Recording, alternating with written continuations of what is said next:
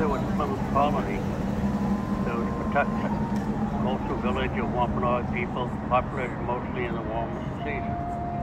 Our people lived inland during the winter, and in the spring, New Year, the earth woke up and new life came to plants and animals, birds and the trees.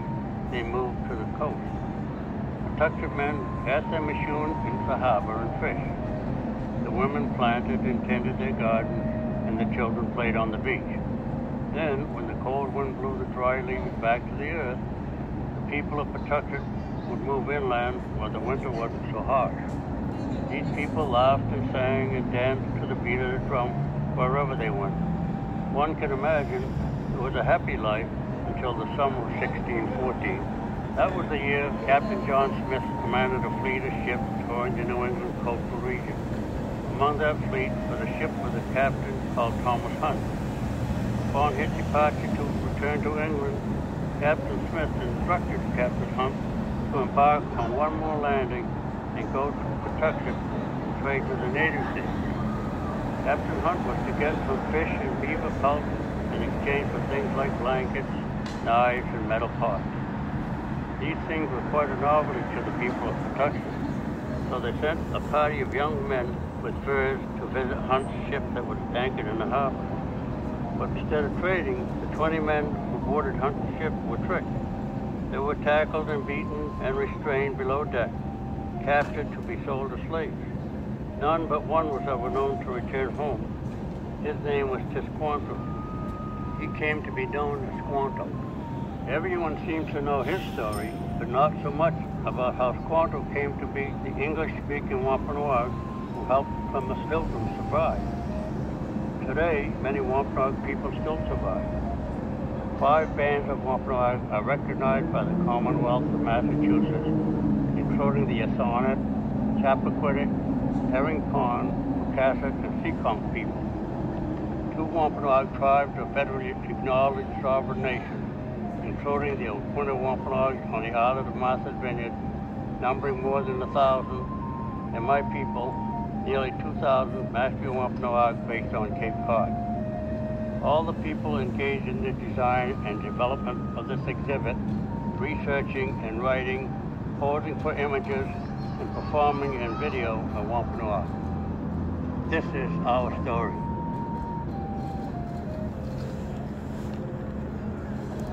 It relates to the Wampanoag, Mashpee Wampanoag Indians, the tribe relating to their history. Washington Post.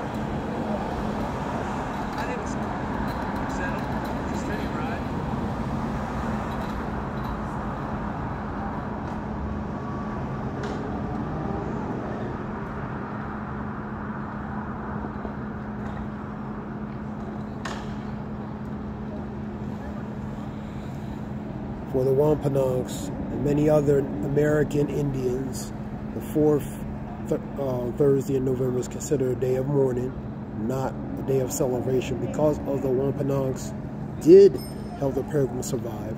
Their support was followed by years of a slow unfolding genocide in their people and taking of their land. Also, doctrination, denouncing their traditional customs, taking the children, putting them in a reformatory type and pretty much indoctrinational camps, making them denounce of their traditional customs, becoming apostates. So a lot of things have happened. The tear trails, or the Trail of Tears, and many other atrocities that we'll never know, man. You know. Let's get another video.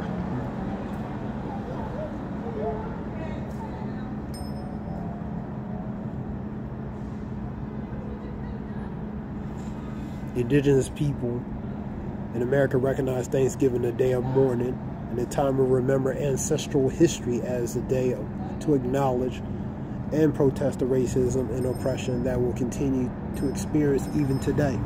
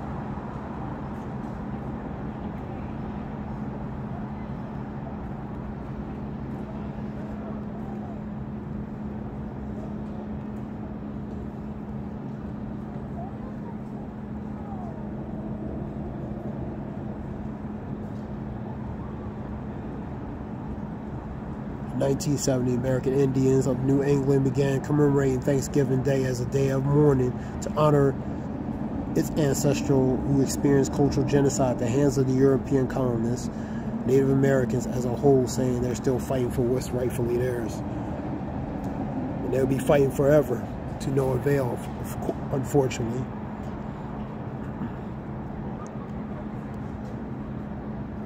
Let me get this one right here, ABC.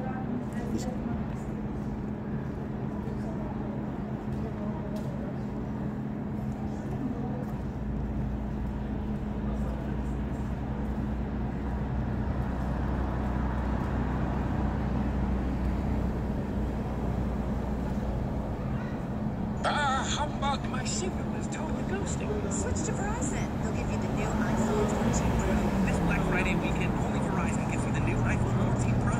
Plus Apple Watch SE, iPad, and Beats Fit Pro. All on us. Now, only on Verizon. With Thanksgiving holiday tomorrow, many Americans are celebrating with annual traditions and more, such like turkey, watching football, Macy's Thanksgiving Day Parade. But it is important for us also to acknowledge the harsh history of the holiday and some of the myths that surround it. We'd like to bring in the author of This Land is Their Land, David Silverman, for more on that. David, thanks for being with us. Look, every country tells itself stories about itself. Some of them truer than others, some of them less true. So talk about some of the myths behind Thanksgiving as you see it, and the story that we traditionally tell ourselves about this holiday.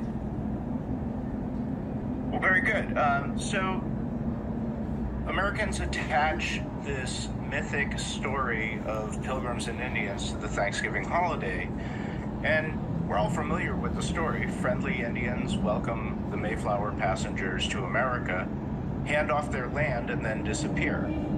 Suffice it to say, this is a rather rosy view of the history of colonialism, which, when you get right down to it, was a invariably bloody process. Absolutely.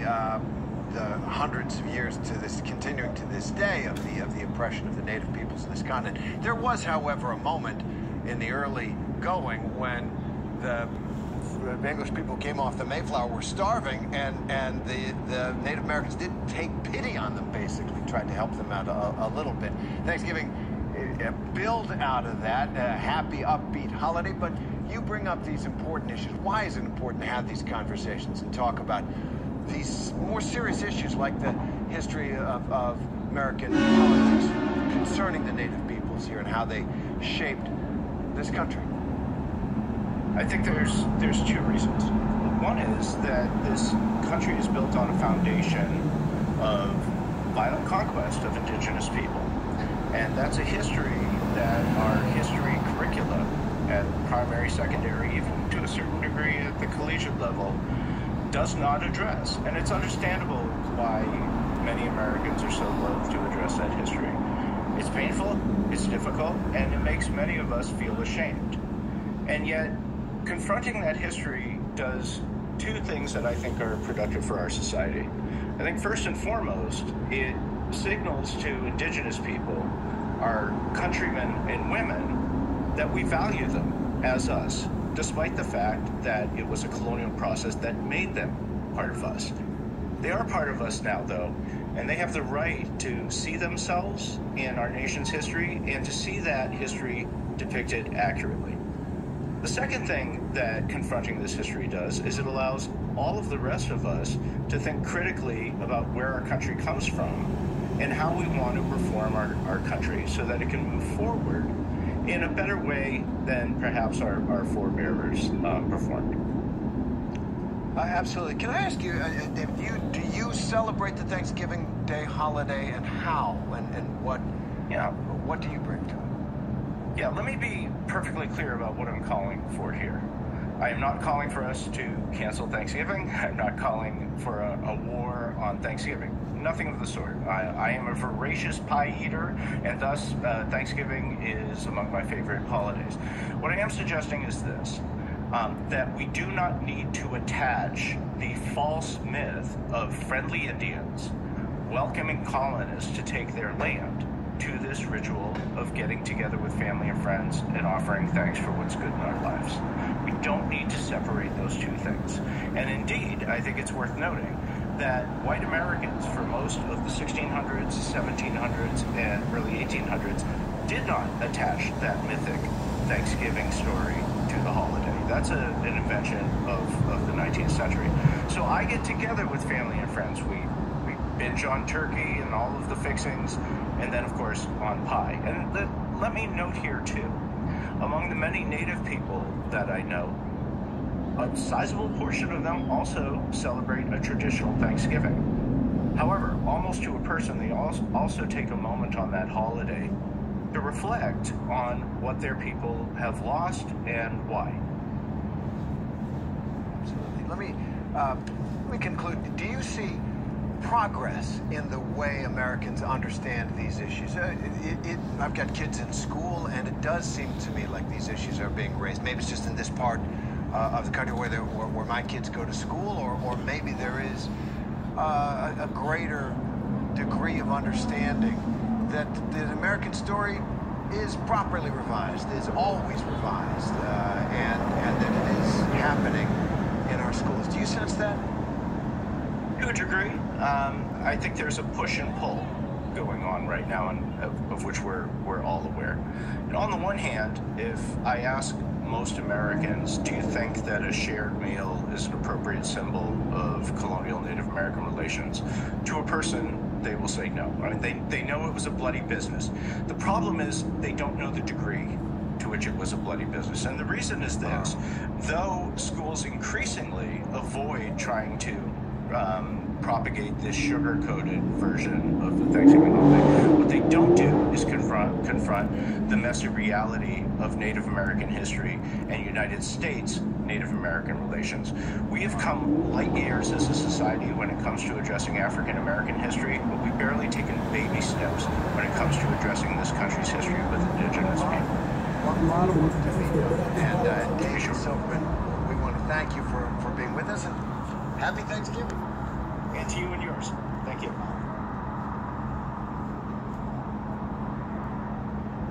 Regarding the both, they speak very lightly, and baby steps is speaking mildly regarding both histories.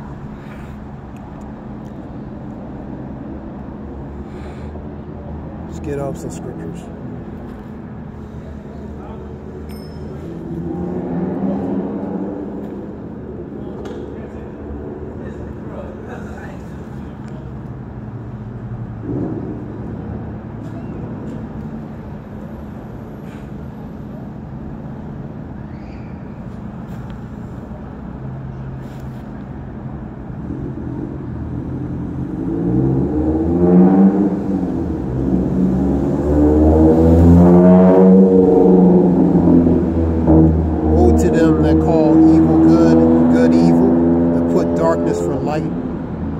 For darkness, that put bitter for sweet and sweet for bitter, man.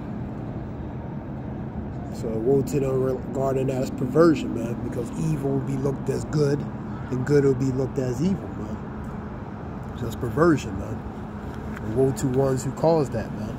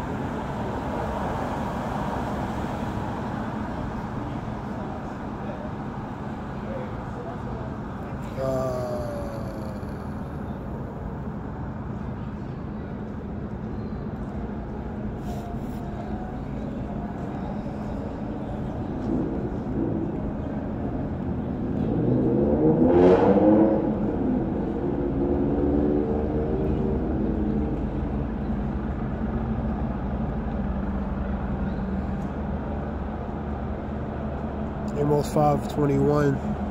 Go to that.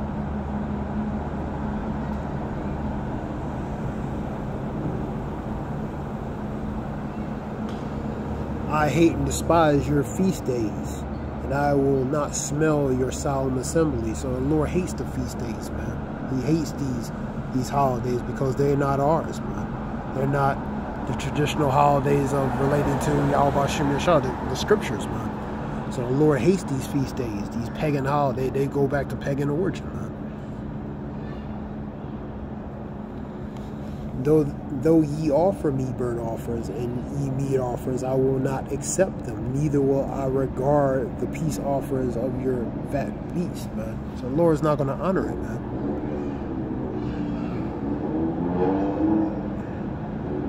Take thou away from me the noises of thy songs, for I will not hear the melody of thy viols, which is the music, man. The celebration, the music that comes with these holidays. The Lord is not dealing with that, man. He despises, which goes to the test you relate to these feast days. And for example of that, Thanksgiving be one of them.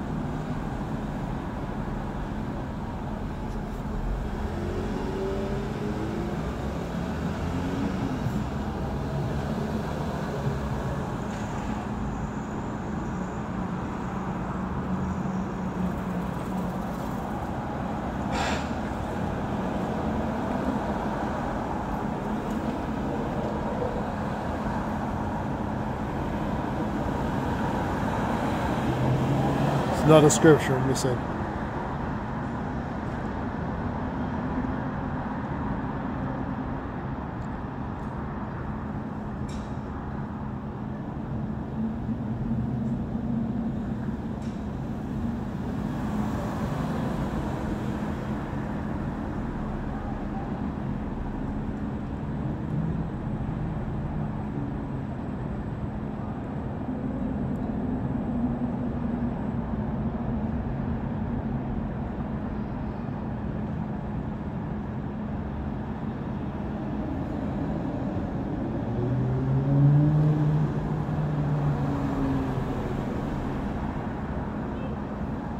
Go to Psalm 73.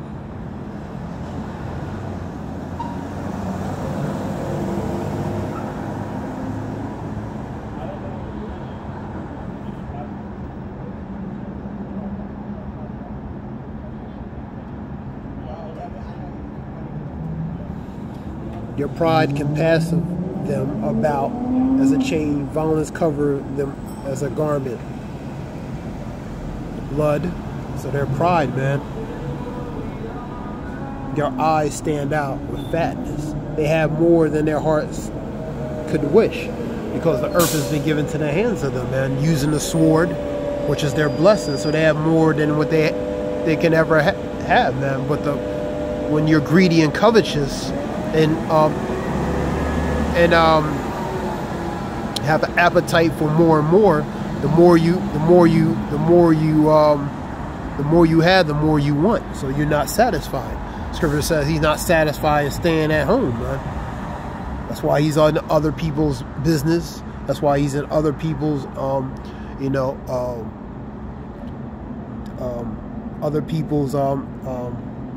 affairs, man.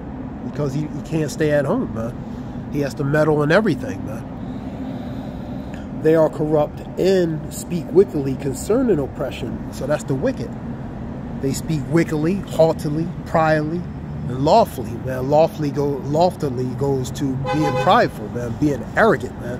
And they speak lightly regarding ones who've been oppressed, man. Such as the Native Americans, such as the so-called blacks. That's the ones in power, man. They speak lightly and pretty much laugh about these things, man. So they are corrupt and speak wickedly concerning oppression. They speak loftily, man. So they speak proudly. They speak pridefully. They're arrogant regarding these things, man. Especially that affect certain category groups of people, man.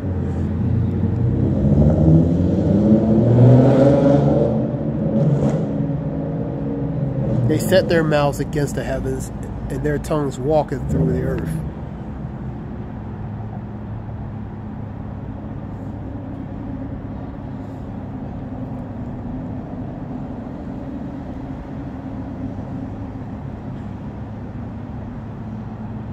for the oppression of the poor, for the sign of the needy, which is the poor and the righteous. Now will I arise, saith the Lord. I will set him in safety from him that puffeth at him. And that relates to the wicked, because the wicked puffeth up at the oppressed, man.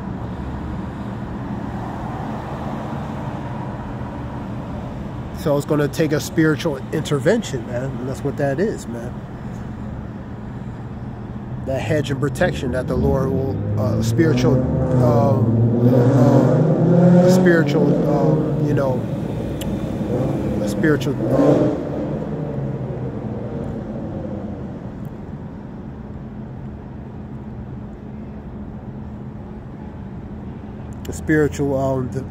intervention, man. Shalak. Read that again. For the oppression of the poor, for the sighing of the needy. Now will I arise, saith the Lord, and I will set him in safety from whom that puffeth up. That's the righteous, set in safety from the what? The wicked that puffeth up at the righteous, man. Shalak. That's Psalms 12 and 5. Because the wicked's are very prideful, man. Because they're in a position of power. The Lord put the power in their hands, man. So they're very prideful. They're in a position of power. They're cocky. They're prideful, man. But that pride, Scripture says, the pride is going to deceive thee, man. But that's the spirit the Lord put on the wicked, man. You know what I mean?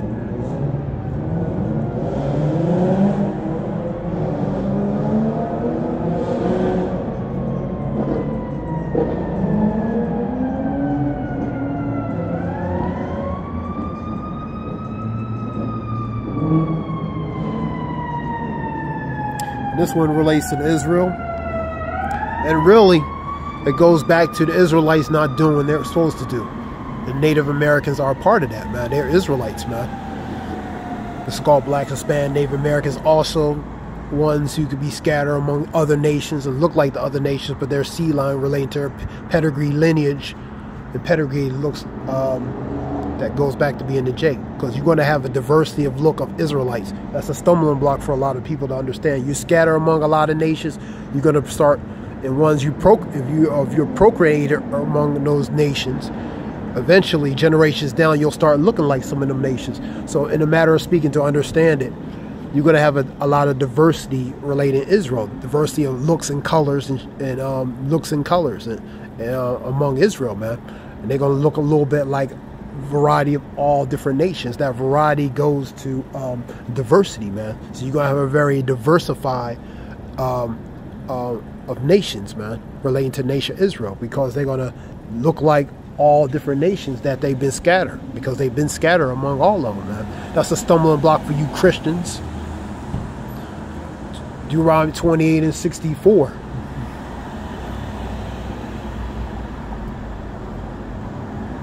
Thou shalt be scattered all four corners of the earth, even worship other gods, even wood and stone, man. So you're going to be scattered all four corners of the earth, the diaspora, man. Scattered throughout all these different nations, man. So guess what? Israel's going to look like some of those nations, man. But their seed line goes to their lineage, your pedigree, and your seed line pedigree and your lineage, man.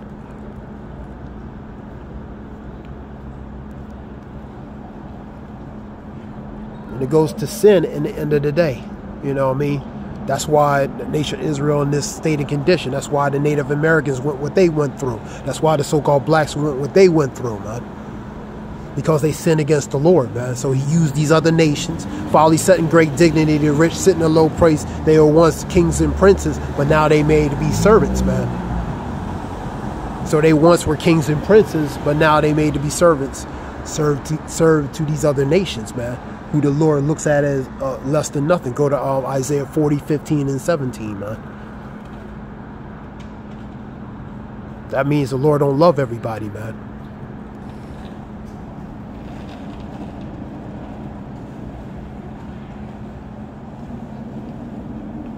Wherefore, thus saith the Holy One of Israel, because ye despise this word, and trust in oppression, in perverseness, and stay thereon. That's the nation of Israel. They trust in oppression, man. They trust in everything except what they're supposed to trust in, man. And that's why they're in a state of condition continuously, man.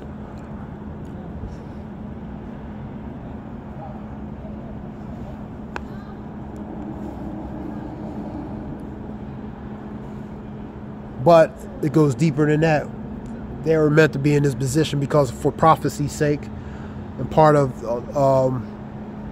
to show the majesty and power of Yahweh B'Shem Yashah. The scriptures talk about their shame should be fame, man. So they're gonna be lifted up, a base nation of people, be risen up above all these other nations. So they had to be in the lowest state. Sin is the major component for the nation of Israel to go down, man. They had to, man. Plus they had to humbly experience being in a wicked state, man. That's the elders and apostles always go into, man. So they had experienced the dark side, which is the wicked side, the ugly side, and a hellish side. We'll go late into that condition. So they had experience, so they can, when they lift it up in righteousness, they'll have a better appreciation, a more humble appreciation when they lift it up in righteousness. So they had experienced both sides of the knowledge, the dark and the evil, the good and the evil, man. Even though Israel's supposed to obey the Lord from the beginning, but you know, you can see that. But for prophecy's sake and different reasons, Israel had to go off, man. And that's not part of the spiritual script, in a matter of speaking. So they had to be in the lowest state, in a destitute state, to be lifted up back into where they're supposed to be at, man. Right now, they're in a position of folly and foolishness, man, because that's where they have to be right now, man. And plus, the wicked have to be in a position of power, man. Everything has its time and season, according to his purpose under the heaven. 3:1 of Ecclesiastes, man. So it's a lot deeper than this, man.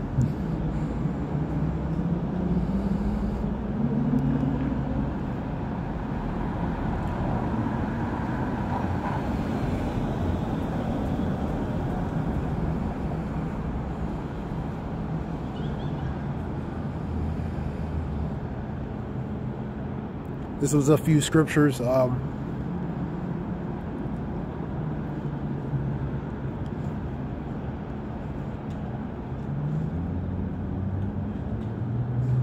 me say them again over.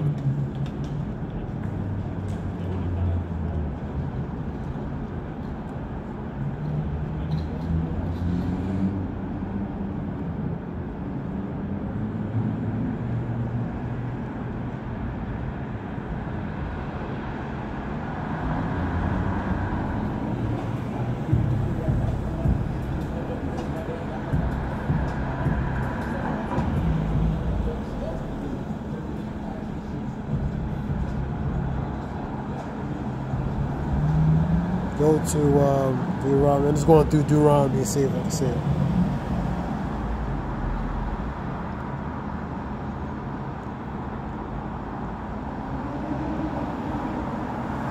Start at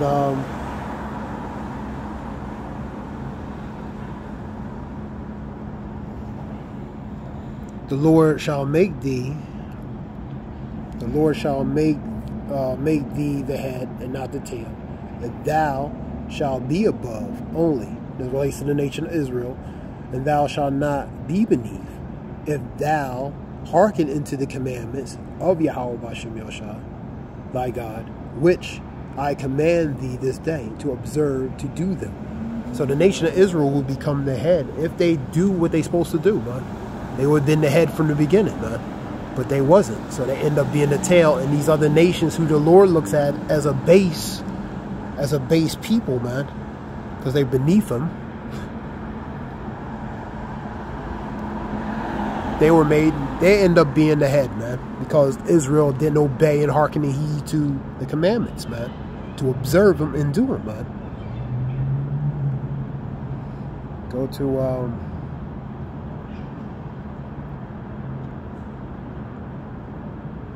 15. But it shall come to pass, if thou wilt not hearken to the voice of the Lord thy God, to observe to do all his commandments in his statutes which I command thee this day, that all these curses shall come upon thee and overtake thee. This relates to a certain people, man. They dismissed the Deuteronomy 28. Deuteronomy 28 is the milk. When you understand that Deuteronomy 28, then you begin to understand the rest of the scriptures, man. Because really, they relate to a certain people, man. They relate to a certain people, man. These things will affect a certain people, man. And through that, you understand the rest of the scriptures. That's why you have so much opposition relating to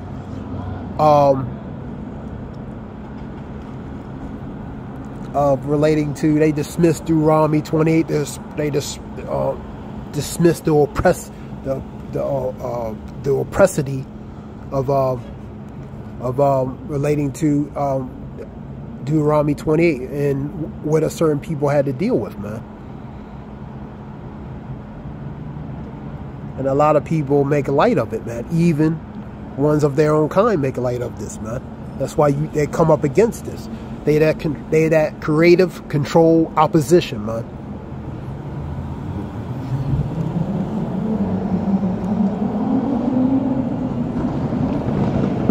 Because these fit a certain people, man, which is the Lord's people, man. Deuteronomy 14 and 2, Deuteronomy 7 and 6, man. They are special people, man. These list of characteristics relating to these descriptions relating to the curses fit to the Lord's people, man. They don't fit to everybody, man. So that lets you know who's a people, and that represents the people that are the Lord's and pretty much the Bible itself, man, because it really stems from that foundation relating to that, man, because these things would affect a certain people, man, continuing on even today, man.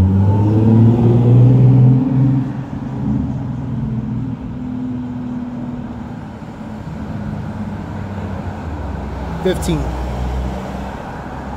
I'll read it again. But it shall come to pass, if thou not hearken into the voice of the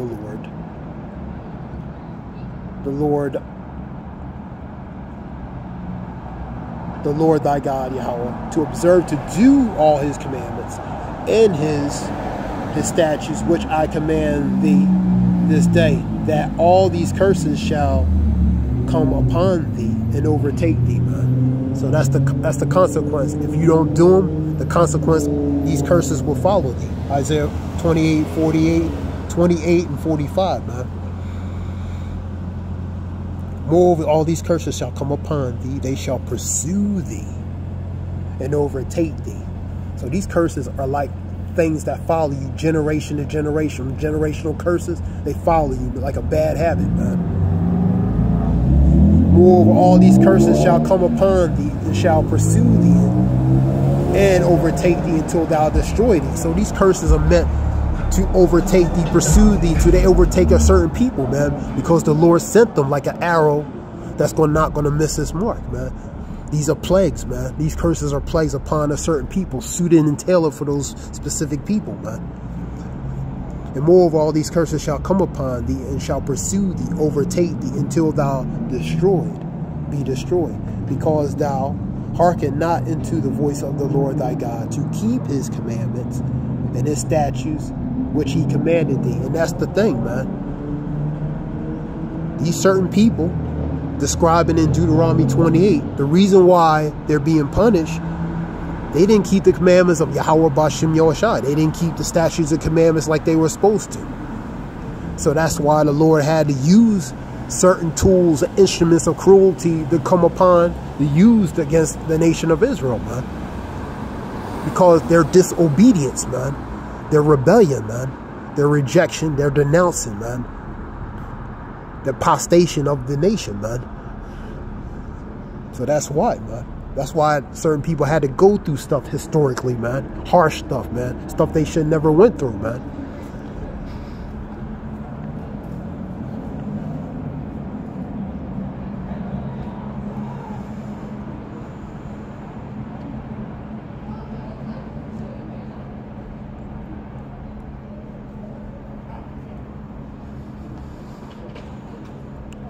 And that was relating to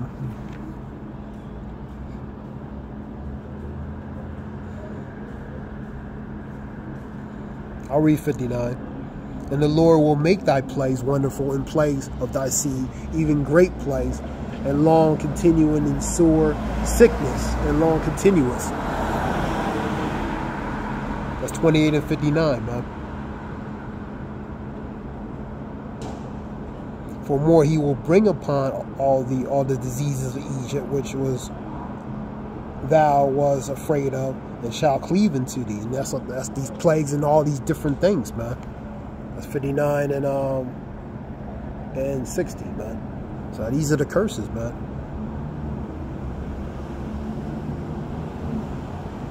Thou shalt group among the nations, thou shalt find no ease. So I'll just read some more.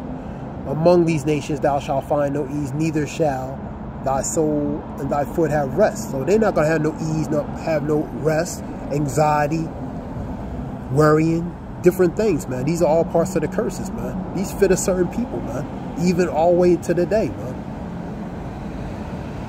Among these nations thou shalt find no ease, and shall the sole of thy foot have rest, but the Lord shall give thee there a trembling heart, which is a mind and heart, and failing of eyes and sorrow of mind, man.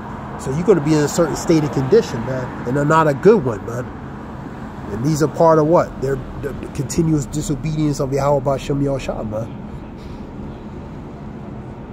You're going to have anxiety. You're going to have infirmities, mental, physical, emotional, psychological, spiritual infirmities, man. You're going to have plagues, man. Plagues of the mind and different things, man. These are curses, man. And certain specific people especially are dealing with these things even today, man. All the way to the day, man. Which you would call pretty much generational forms of PTSD, man. Of curses, man.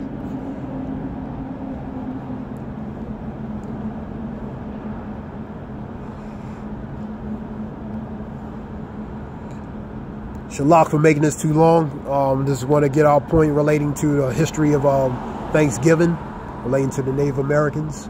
A little bit of it. Hope it helps in some way. And give all praise to Yahweh B'Shem Yahushua B'Shem Rakakadash. Hope it helps. This is Zayah Wolf. Shalom.